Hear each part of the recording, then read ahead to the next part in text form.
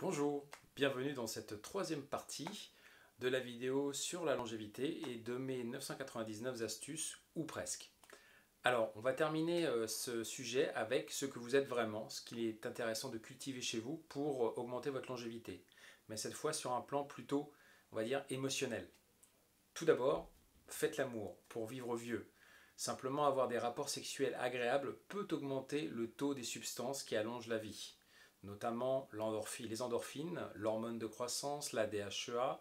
Cela fait aussi baisser les substances qui raccourcissent votre vie, à savoir l'adrénaline, le cortisol, qui sont tous les deux des substances liées au mécanisme du stress.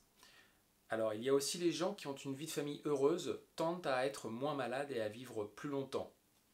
Il y a aussi le fait que l'amour doit d'abord commencer par l'amour de soi. C'est très important.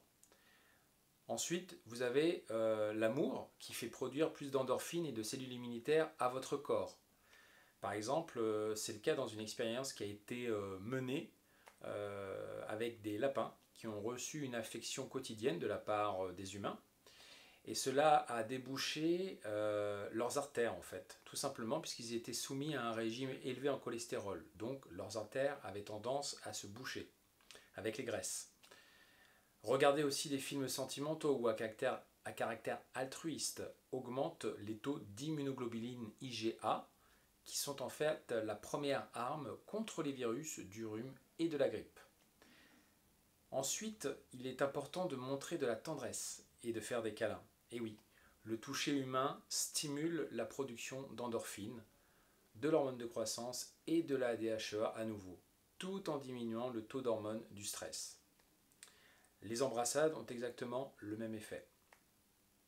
Ensuite, ce qui est important, selon moi, et qui doit faire partie presque de votre philosophie de vie, si vous le souhaitez, bien évidemment, si cela vous parle, c'est de cultiver l'amour universel. Alors c'est quoi? C'est la capacité en fait d'englober tout l'univers, depuis une simple fourmi jusqu'à l'immensité du ciel, d'englober le beau et le laid, le bon et le mauvais. Il peut venir à bout de tous les préjugés, de toutes les différences et ramener l'esprit à l'idée primordiale que tout vient de la même source. Et oui, nous sommes tous liés les uns aux autres et nous avons la même origine, que ce soit un animal ou un être humain. En comprenant et en pratiquant en fait l'amour universel, vous apprenez finalement à vous accepter et à accepter votre existence. Et vous faites alors partie d'une vie bien plus large. Et votre regard sur la vie d'ailleurs va évoluer avec. Alors, c'est bien de dire ce que c'est, mais comment y parvenir? Eh bien, tout d'abord, développer la gratitude en appréciant les situations et les personnes qui vous permettent d'avoir ce que vous avez, de choses simples par exemple, la nourriture, des vêtements, un logement, du travail, avoir reçu une éducation ou avoir des relations. Cultivez la bienveillance en recherchant des occasions de rendre quelqu'un heureux. Par exemple, ça peut être de balayer le trottoir devant la maison de votre voisin ou de votre voisine qui peut être handicapée ou malade. Ça peut être de céder votre place à une personne âgée dans le bus. Ça peut être encore d'apporter de la nourriture aux sans-logis que vous rencontrez tous les jours sur votre chemin pour rentrer chez vous. Une fois que vous aurez commencé à ce processus de gratitude, vous trouverez de nombreux chemins qui vous mèneront à l'amour universel. Cela se fait peu à peu. Soyez bon envers les autres. La compassion, la bonté et le désir de servir les autres sont des vertus naturelles chez les êtres humains. En fait, ce qui se passe, c'est que ces qualités vont abolir votre ego. Et il faut savoir que l'ego, c'est ce qui nous sépare les uns des autres. Les gens bienveillants, en fait, comprennent les autres. Ils ont de la sympathie pour eux et ils tendent moins à se mettre en colère. Or, la colère est une émotion génératrice de stress et d'hypertension. Cultiver la compassion est le premier pas pour ressentir l'amour de l'humanité. Il faut savoir que la compassion engendre la bonté, qui se manifeste dans l'aide altruiste, c'est-à-dire l'aide naturelle, spontanée, que l'on apporte à l'autre, sans attendre en retour. La bonté engendre à son tour la bienveillance et la bonne volonté. Ces qualités, en fait, éliminent la haine et l'esprit de compétition qui amoindrissent la qualité de la vie et raccourcissent celle-ci. Malheureusement, c'est ce qu'il y a de très présent dans notre société d'aujourd'hui. Si on n'écrase pas l'autre, on ne peut pas exister. C'est un leurre. L'altruisme favorise l'amour, la paix et la compréhension et renforce aussi le système immunitaire. Je vous conseille aussi de pardonner et d'oublier. Laissez vos expériences négatives derrière vous et célébrez les aspects positifs de votre existence. Pratiquez l'alchimie de la tolérance en transformant le négatif en positif. Vous en avez tous les pouvoirs. Vous pourrez ainsi mieux vous adapter aux aléas de la vie et vous serez moins affecté par les déceptions et les traumatismes.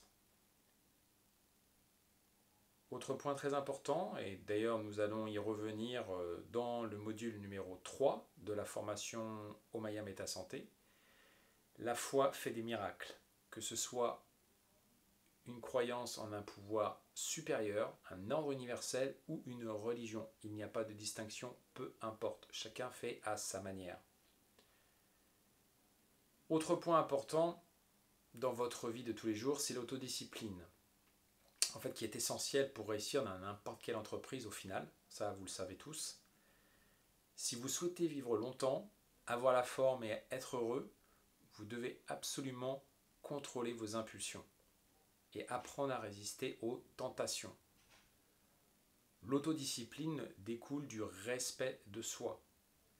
Appréciez la merveilleuse chance que vous avez d'être en vie et respectez votre corps, temple de la divinité universelle. Votre véritable nature vous aidera à contrôler vos envies de gratification immédiate et vous empêchera de glisser sur la mauvaise pente.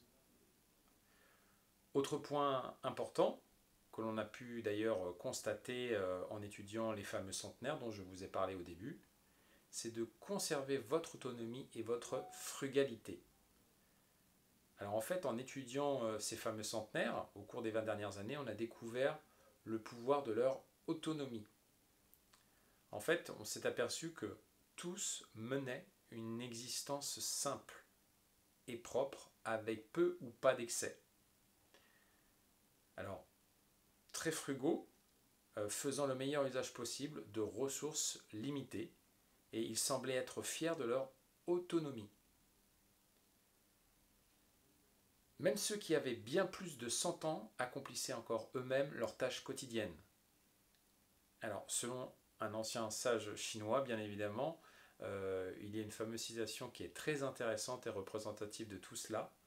La modestie apporte le contentement et toutes les choses se développent bien en l'absence d'encombrement et de complexité. Enfin, conservez vos ressources et ne laissez pas les autres faire ce que vous êtes capable de faire seul. Apprenez à gérer des situations stressantes en changeant votre façon de les voir, car le danger est souvent une illusion. Méditez, si cela vous parle. Si vous n'avez pas commencé, ne vous inquiétez pas. En vous y mettant progressivement, vous allez développer cette capacité d'introspection en écartant vos pensées. L'idéal, c'est un quart d'heure par jour pour en voir les bienfaits sur la santé. Alors, quels sont-ils ces bienfaits? Diminution de la pression artérielle, diminution des troubles cardiaques, diminution des douleurs chroniques et une augmentation de la clarté mentale, pour ainsi pouvoir prendre les décisions les plus justes pour vous dans votre vie.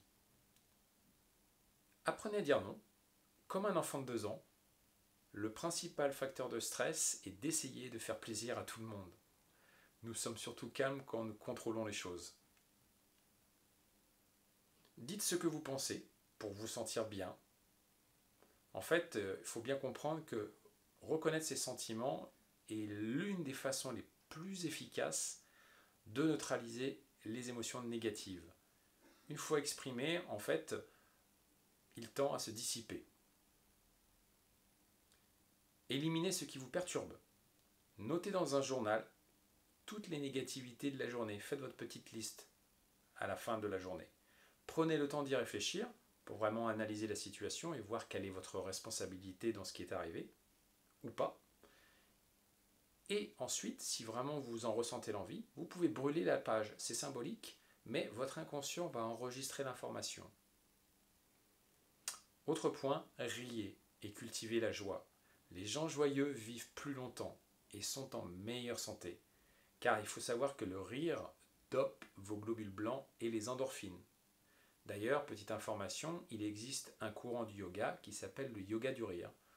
Je vous invite à vous y intéresser. Pratiquez les invocations par le pouvoir de l'intention. Cela peut créer en fait un biofeedback du mental sur votre corps. Mais aussi, pas que. Ça crée aussi une interaction avec l'univers à une échelle quantique. Comme nous le verrons là encore dans le module numéro 3 de la formation Omaya Méta Santé. Autre constat qui a été fait, il n'existe pas de centenaire avide. Ils savent que la clé de la longévité est de contrôler ses désirs, pas d'en être esclave. Quand l'homme est contrôlé par ses désirs, en fait, il s'épuise rapidement et sa santé se dégrade. La sagesse avec laquelle vous réaliserez vos désirs instinctifs de base sera primordiale pour votre existence. Attention à ce qui entre et à ce qui sort de votre bouche.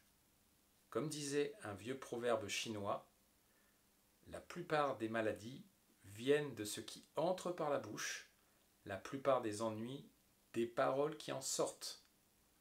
Je trouve que c'est vraiment un proverbe très perspicace et plein de sens. Faites attention à la nature de vos pensées avant qu'elles émergent sous forme de mots. Les regrets ou la méchanceté ne sont pas bienfaisants du tout pour votre santé. Même si cela peut vous soulager sur le moment, vous ne vous créez pas de bonnes conditions de santé, sachez-le. Évitez aussi les émotions extrêmes, que ce soit de la colère, de la tristesse, des ruminations, de la peur chronique ou même soudaine. Voilà, je pense que nous sommes arrivés au terme de cette troisième vidéo sur le sujet de la longévité. Donc je vous laisse faire le tri dans tout ce que je viens de vous transmettre dans cette troisième vidéo. Chacun prend ce qu'il a à apprendre, ce qui est juste pour lui et surtout ce qui lui parle. Aucune obligation de devoir tout intégrer. Chacun suit son chemin à son rythme et à sa manière. Simplement, je voudrais préciser une chose, c'est que le cœur n'est pas qu'un organe qui pompe votre sang.